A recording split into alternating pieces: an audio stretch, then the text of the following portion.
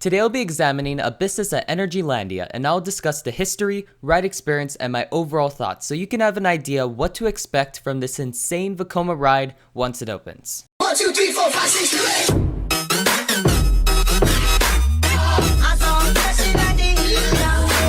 8. Hey guys, and welcome to 808 Coaster Life. If you're new to this channel and roller coasters are what you're into, then please consider subscribing for great content all about roller coasters. Today we'll be looking at quite possibly Vekoma's greatest coaster today. This is a pretty big deal because 10 years ago, Vekoma has been trashed on by us enthusiasts, mainly due to their SLCs, but now they can rival big name manufacturers like Intamin or B&M in a few years. First, let's start off with the history. In order to make good coasters, Vekoma had to change a few things. Step 1. They changed their track design from a U-shaped design like Aero coasters to a design similar to Intamin or Premier Track. Step 2. They've updated their trains to feature soft vest restraints instead of hard over-the-shoulder restraints. Step 3. They hired a new designer, Benjamin Blumendahl, to create the layouts. In his designs, you'll never predict when you're gonna go through an airtime hill, banked turn, inversion, or other element, which keeps the excitement up. Vekoma operates differently from most companies. Most manufacturers would build mostly custom layouts with only a few cloned layouts. Vekoma has created multiple amazing cloned layouts, each with their own name, but can also offer custom layouts. First came in 2016 at Energylandia, the Space Warp, which is a small but thrilling launch coaster. 2019 saw a variant called the Hyperspace Warp. This is the Space Warp's layout with a lift-hill instead of a launch, and an extended ending. 2017 saw the Bermuda Blitz, a more intense looping coaster. Next was the Firestorm. This seems very much like Vekoma's take on a coaster like iSpeed at Energylandia. Then came the Shockwave, the biggest launch coaster variant Vekoma has created so far. Abyssus is Vekoma's Super Shockwave layout, which is the same layout as the regular Shockwave, but with an extended beginning and one less inversion. And finally, the Top Gun.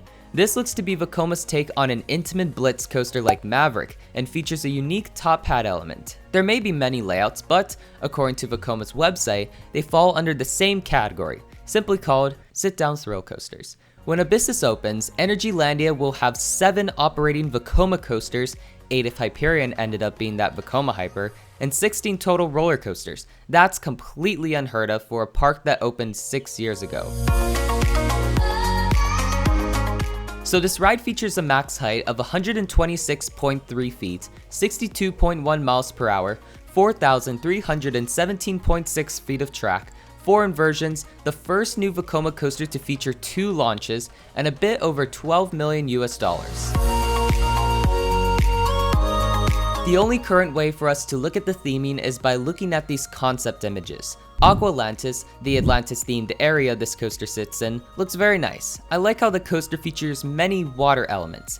I can see water fountains by the second launch, a misty trench. If this area ends up being nearly identical to the concept art, it will be very good looking. Also, by the way, new Vekomas just look really pleasing in general. Abyssus features the new sit-down trains with vest restraints. These are reported to be very comfortable. If RMC Raptors have vest restraints like this, they would be even better rides than they actually are. So you start your ride by going into the first launch. The first third of the ride consists of some airtime pops, S-humps, twists, and turns before entering the actual Shockwave layout. The first section isn't meant to be the best part of the ride. It boosts the ride's duration, and I love long rides, so I like what they've done here. You then go into your second launch. These launches look on par with Premier launches, which is good. Of course it's no air launch, but it still looks to provide some decent acceleration forces. You turn around in this very forceful looking section before rising to the tallest part of the ride, a top hat. Surprise, surprise. This is the part that worries me. From construction photos, it seems like they've installed a trim brake at the top of the top hat. You might think, it's just a trim, it won't be that bad. But a new Vekoma Firestorm opening up soon has a trim brake installed at the top of the top hat as well, and that slowed the train down to nearly simulate a dive coaster drop.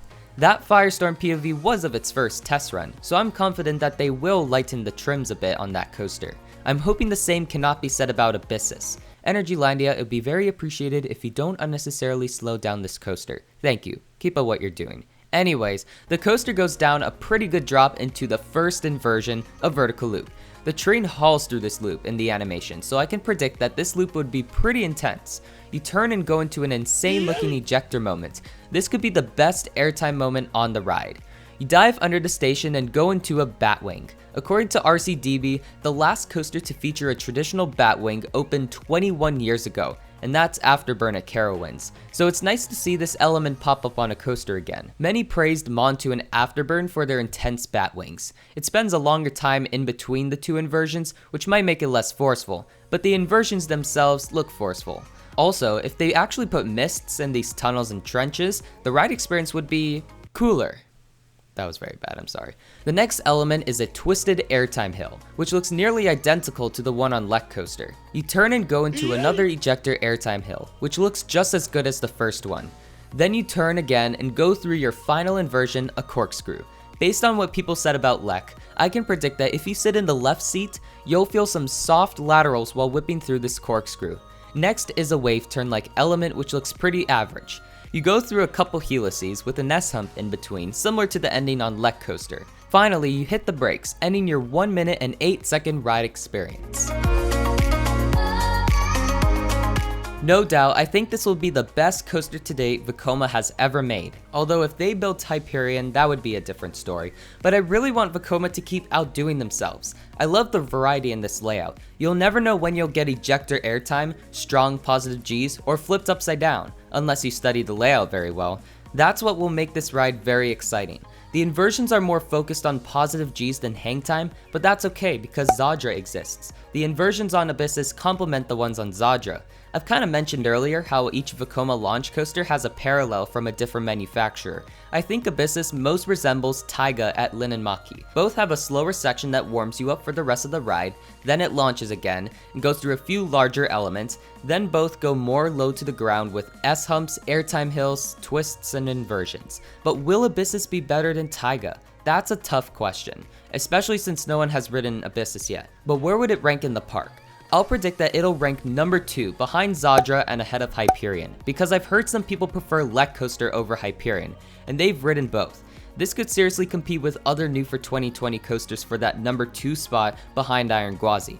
I'm not sure if it would, but I know it'll give the other coasters tough competition. The only thing I am worried about this ride is the trim at the top of the top hat. If it's necessary, then I would understand. But I have no doubt that this will be a great coaster. It'll be smooth, intense, comfortable, and hopefully a success for Energylandia and Vekoma. It'll give Energylandia a great top 3 most parks wish they have. So if you enjoyed this video, then please let me know by leaving a like on this video. Let me know down in the comments, what do you think of this ride? How do you think it will compare to other new for 2020 coasters? And if you're new to this channel and roller coasters are what you're into, then please consider subscribing for great content all about roller coasters. Thank you all so much for watching. I'll see you next time.